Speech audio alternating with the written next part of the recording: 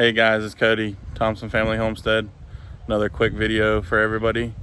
Today I was going to show you my latest project. We are putting in irrigation pipe to run to all of our animal pens to make it a lot easier to water them. All last summer, actually ever since we got the animals, we have been lugging 5-gallon buckets of water to them every day, and that gets pretty old after a while. So I finally bit the bullet and dug some ditches with the help of my cousin and my grandfather, and we laid some irrigation pipe, so no more lugging 5-gallon buckets of water every day, a couple times a day. So anyways, let me give you a walk around, show you what we did. Super easy process to lay irrigation pipe once you get the ditches dug, but really not that expensive to do either. I think this whole project cost me less than $100, so you guys can do it on the cheap, just like me. Everything's available at Home Depot. So anyways, let me show you around. We got the 3%er flag and my new planters, hummingbird feeder, wind chimes. That was also some stuff I did this week. I didn't do a video on it, but I'll actually, let me show you guys the planter real quick. Some of y'all might like to see that, and then we'll jump over to the irrigation pipe.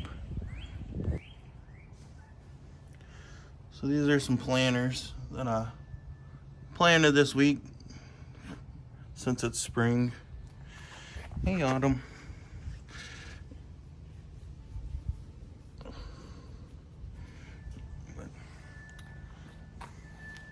I got all these flowers at a local nursery called Gore's Nursery. If y'all are in Jacksonville or near Jacksonville, I think they're the best nursery. They've been around forever. Awesome prices. A lot of these plants are only $1.25. But anyways, we added a little southern charm to our front porch. And then we got our hanging planters right next to our fire pit. And the old American flag. But anyways, let me show you guys that irrigation pipe.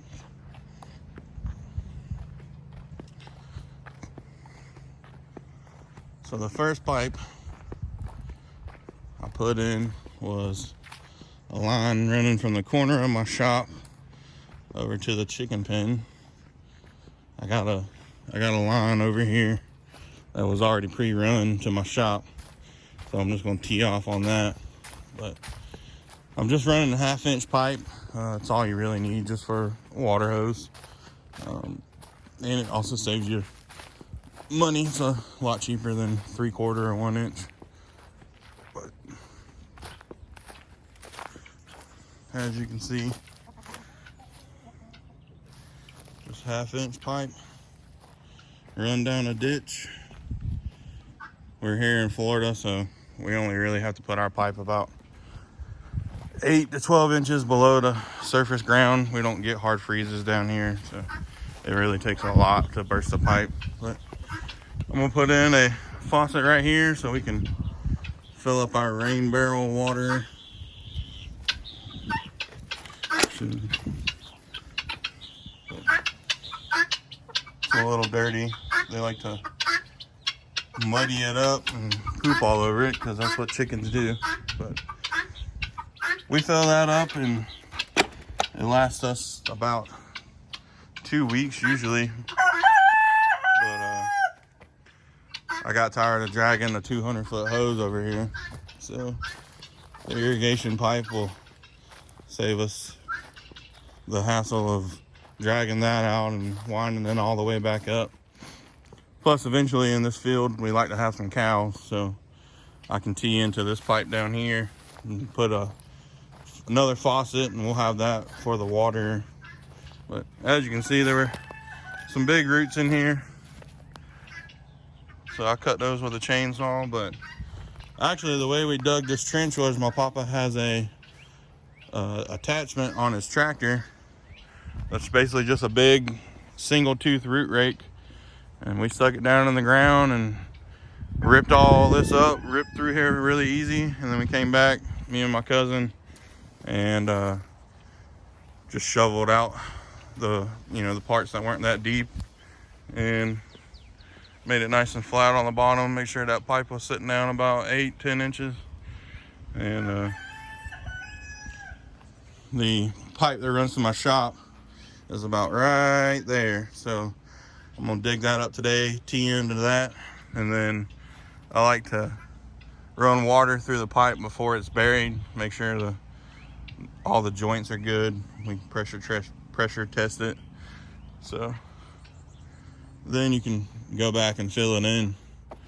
But it gives you peace of mind knowing that all your joints were glued together solid. You ain't got no cracks in your pipe. But this is the other trench we did. So this is where the water comes into the back of my shop. So I just teed into that. I have a cutoff valve right here that cuts off the water to my shop.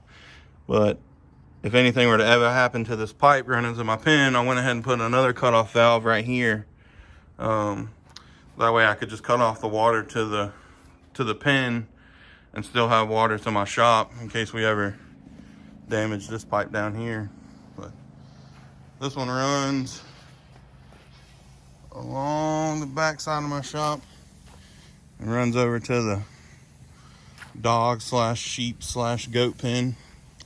And we're actually getting ready to build our pig pen. We're gonna get a couple pigs and put them down there on the back side. But the dogs and sheep and goats go through a ton of water, so this will definitely make our life easier. As you can see,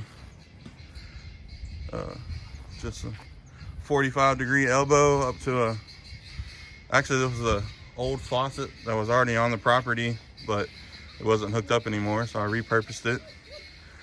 But just mounted it right there to the wood, make sure it's sturdy. And then I actually ran the hose, ran it through the fence on the back side so you can't even see it from the front side, and kind of hides it and gives it a little better appearance from the outside. I can't stand seeing hoses laying around everywhere, but as you can see, it hides it.